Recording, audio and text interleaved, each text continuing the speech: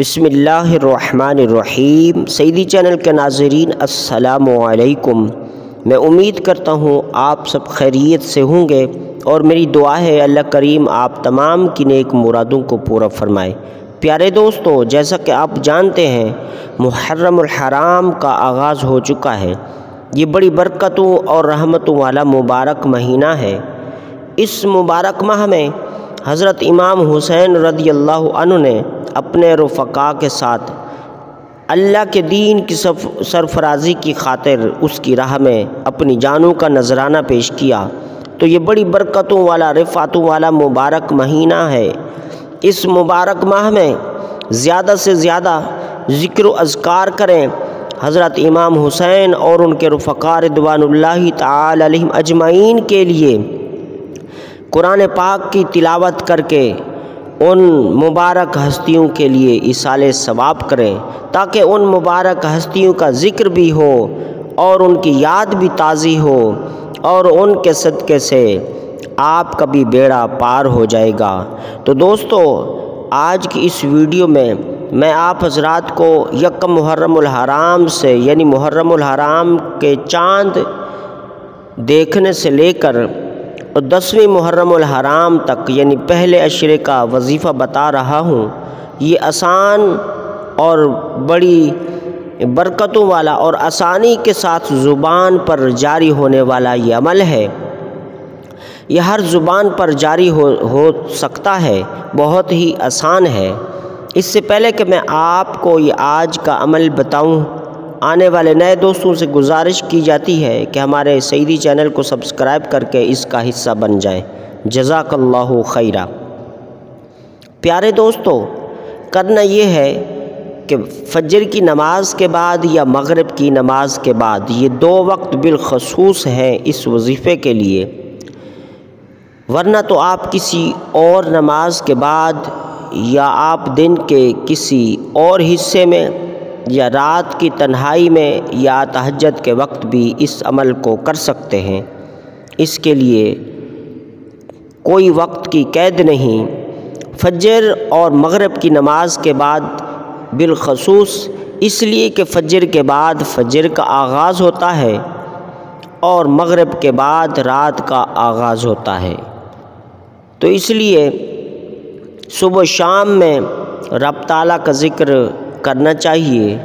تو وقت کی کوئی قید نہیں، اللہ کا ذکر کسی بھی وقت کیا جا سکتا ہے۔ رب کی بارگاہ میں دعا، مناجات، التجائیں کسی بھی وقت کی جا سکتی ہیں۔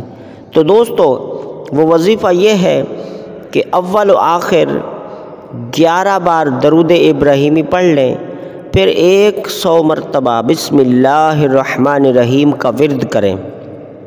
جب 100 مرتبہ بسم اللہ الرحمن الرحیم کی تعداد مکمل کر لیں، پھر 11 بار درود ابراہیمی پڑھ لیں، پھر اس کے بعد اول و آخر 1 بار درود پاک پڑھ کر رب کی بارگاہ میں اس یقین کے ساتھ دعا کریں کہ وہ اس مبارک ماہ کے صدقے اور حضرت امام حسین رضی اللہ عنہ کے صدقے، ان ہستیوں کے صدقے، اس مبارک ماہ کی برکتیں اور بسم اللہ الرحمن الرحیم کی برکتیں مجھے ضرور عطا فرمائے گا۔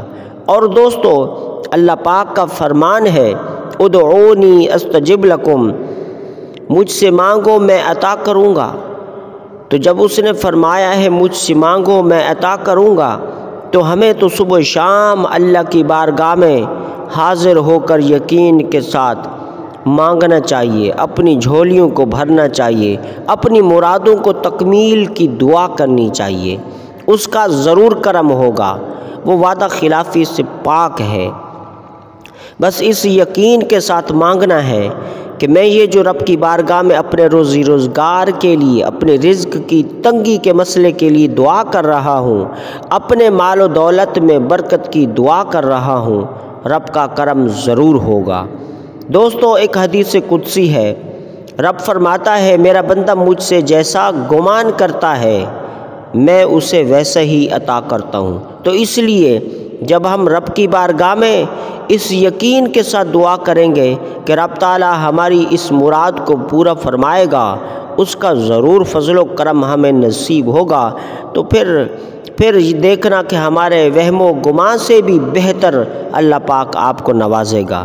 تو دوستو، اللہ کی رحمت وسیع ہے، بس اس کی بارگاہ میں جڑے رہیں، بس اس کی بارگاہ میں حاضر ہوتے رہیں، اپنے کردار پر نادم ہو کر گڑ گڑا کر عاجزی و انکساری کے ساتھ رب تعالیٰ سے مانگتے رہیں۔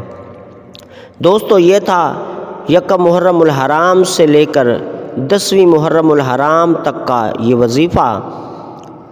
یہ بڑی برکتوں اور رفعتوں والا مہینہ ہے۔ اس مبارک ماہ میں زیادہ سے زیادہ ذکر و اذکار کریں، قرآن پاک کی تلاوت کریں، رکوع و سجود بھی کریں، اپنے نیک مقاصد کے لیے راتوں کو تنہائی میں بیٹھ کر اللہ اللہ کریں، ذکر و اذکار کریں، رب تعالیٰ کو منائیں۔ انشاءاللہ اللہ کا فضل و کرم آپ کو ضرور نصیب ہوگا۔ اللہ کی رحمت سے مایوس مت ہوں۔ یہ تھی دوستو آج کی ویڈیو، ملتے ہیں ایک نئے وظیفے کے ساتھ۔ السلام علیکم ورحمۃ اللہ وبرکاتہ۔